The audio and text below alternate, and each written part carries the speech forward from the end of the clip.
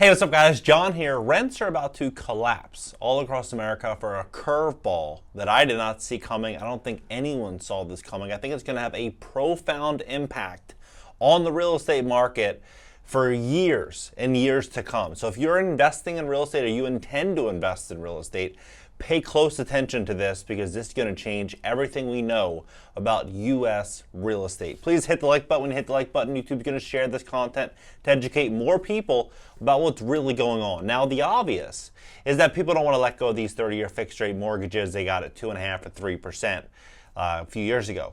But most people don't realize how much debt is locked in at those rates. Right now, 40%. More than 40% of all U.S. mortgages were originated between 2020 and 2021. That is astounding. I would have never thought that that much debt was locked in inside of just a 2-year window. 40%, over 40% of the entire U.S. housing market. And that's crazy to me. When the pandemic drove borrowing costs to historic lows and triggered a refinancing boom. Now, what I think is going to happen is I believe we're going to see rents drop nationwide. And some markets might be excluded, but relatively speaking, nationwide, we're going to see massive drops. Some markets, I think we could even see 30 to 40 to 50% drops. Now, people are going to say that's extreme. Let me explain exactly why. Before I dive into that, today's video is sponsored by my company, GreatCreditFast.com. GreatCreditFast.com. We help new investors fix their credit so they can position themselves for the best financing. So if you want to invest in distressed real estate, GreatCreditFast.com will help you fix your credit. And give us a call at 561-430-5900. Now, what's happening right now? We're seeing mortgage rates, everyone knows, if you have perfect credit, 7%, 7.05%. If you have bad credit, nearly 8%, 7.84%. But here's the curveball. People aren't going to want to let go of these 2.5%, 3% mortgages. People know that, right? But what are they going to do when the economy starts to change?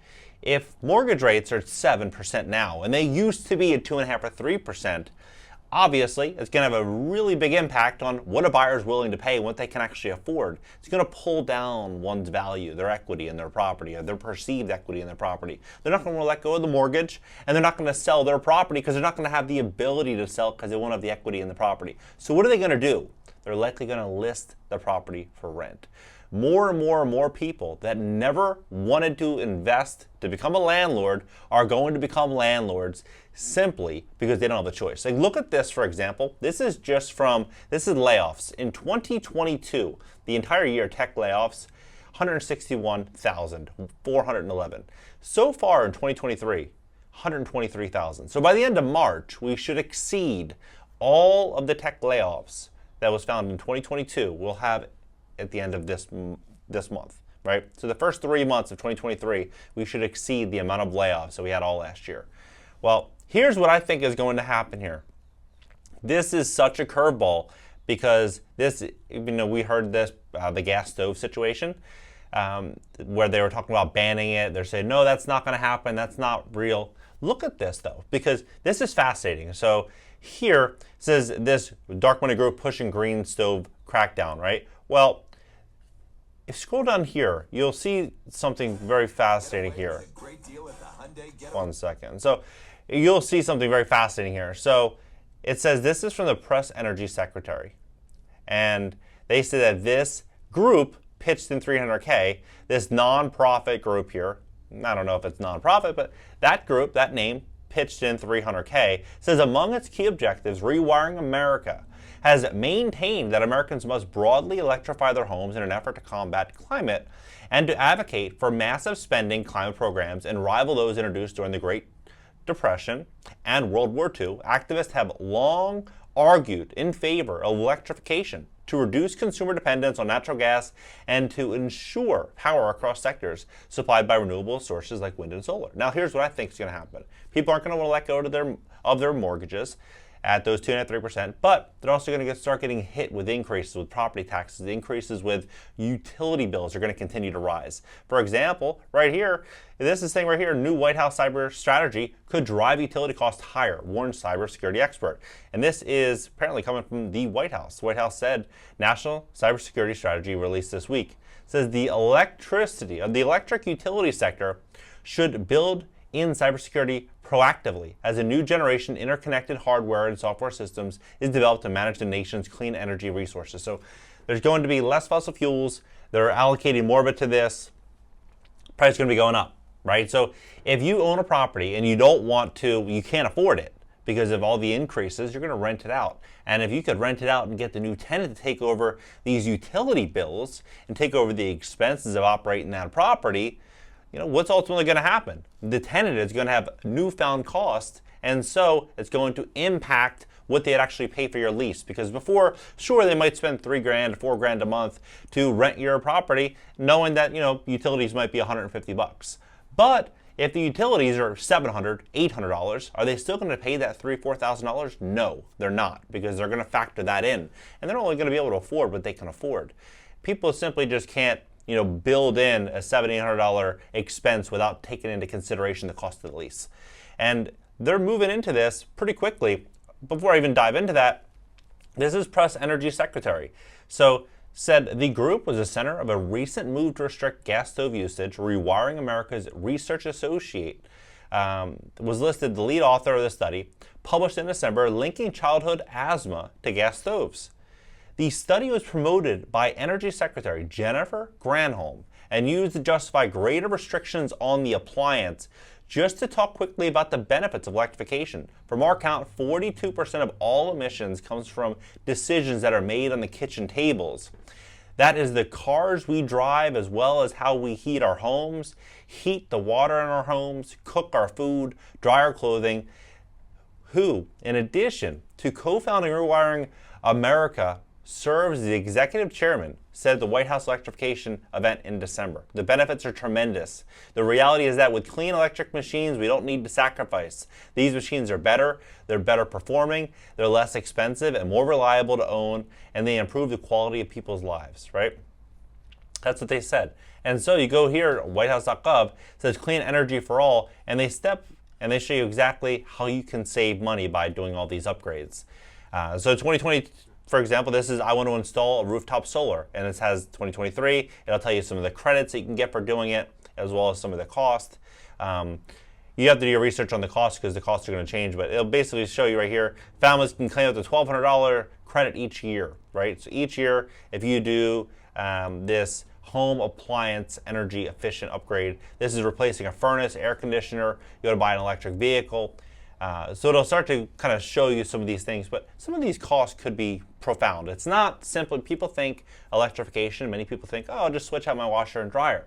No, it's much deeper than that. You have to think about how your property is going to get energy. So you think about the electricity, think about roof, think about the actual envelope of your property. Is there energy coming from inside of the property seeping out because you have an old stucco structure? If so, that could be a problem that would need to then, you'd have to basically remove the exterior and put in a clean envelope, something new that's going to be able to hold the energy inside of your property, hold the heat. I mean, there's a lot of cost. There's a lot of cost. This isn't going to be like a $5,000 or $10,000 upgrade. If you do the research on this, I'll even leave some links here in the show notes.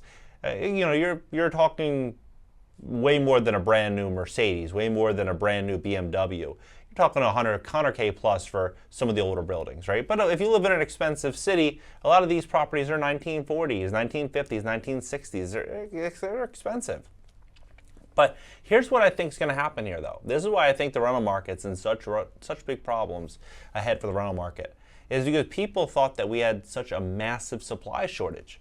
But no one thought about all the new supply that's going to be coming to the market. Sure, we thought about the 1.6 million units that are going to be coming, that are being built right now by home builders. But what about this? We have, as of right now, 15 million vacant homes in America, 15 million. So it's over 10% of the total housing stock. So how many vacant homes are there? The Census Bureau tracks this. In the fourth quarter last year, there are nearly 15 million vacant houses. So single-family homes, condos, rental apartments, that's over 10% of the total housing stock. 2022, that number of total housing units increased by over 1.3 million.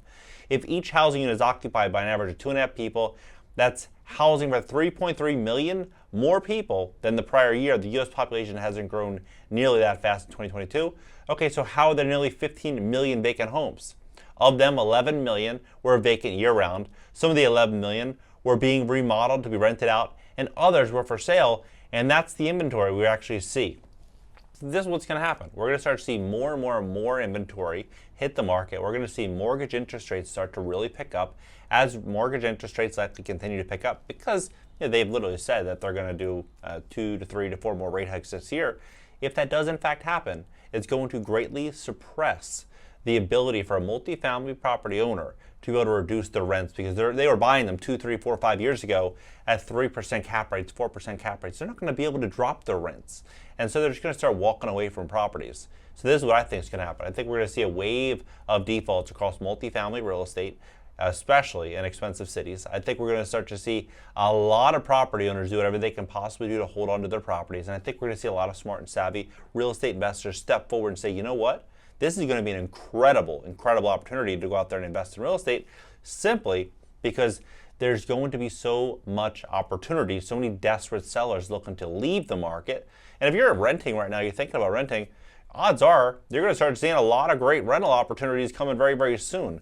I'm looking right now in certain locations and I'm like, this is pretty crazy what these homes would have rented for 2 years ago compared to what they're doing now. That's shocking. What do you think about this entire situation? Do you think we're going to start to see a lot of people turn to landlords just trying to rent out their properties to offset their newfound utility bills, property taxes, insurance, trying to weather the storm, so to speak? Do you think we're going to start to see that? I think we are. I think we're also going to see retirees that didn't intend to be landlords or to sell their properties start to rent out their properties. I think we're going to just see a lot of people turn to this because they're going to say, you know what, I'd rather own a piece of real estate than this fiat dollar that's getting driven into the ground over the next couple of years. What do you think about it? Drop it below. Let's have a conversation about this. If you want to invest in real estate but your credit isn't where it should be, GreatCreditFast.com. That's GreatCreditFast.com. Give us a call at 561-430-5900. For short form content, Instagram is linked right at the top in the banner. Catch you guys in the next video.